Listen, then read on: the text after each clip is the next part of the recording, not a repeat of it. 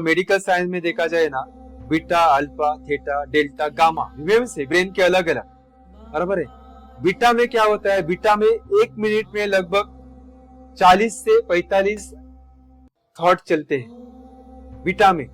जैसे अल्फा में, अब अल्फा वेव से अपना मन कनेक्ट हो जाता है तो वो जो थॉट है वो 30 तक आ जाता है।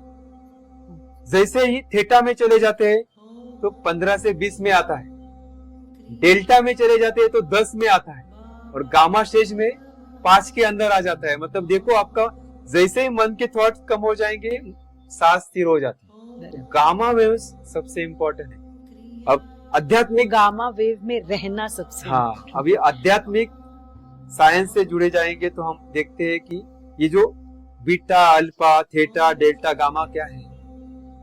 जागृत अवस्था, स्वप्न अवस्था, सुषुप्ति अवस्था, तुरिया अवस्था और तुरियातीत अवस्था। जागृत अवस्था में हम एक दूसरे से बात कर रहे हैं।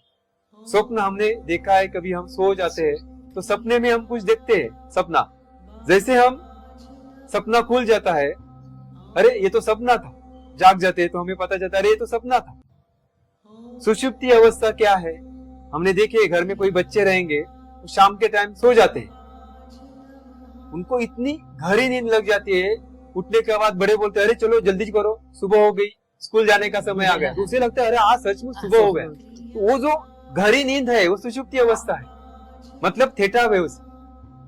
उसके बाद तुरिया अवस्था क्या है, तुरिया अवस्था में हम जैसे सविकल्प समाधि, निर्विकल्प समाधि, मतलब सविकल्प समाधि में हम विचारों को देख रहे, भावनाओं को देख रहे, हम अवेयर है। निर्विकल्प समाधि में विचार नहीं है, भावना भी नहीं है, मन डिस्कनेक्ट हुआ है। तो वो जो अवस्थाएं है वो तुरिया अवस्था में आ जाती है।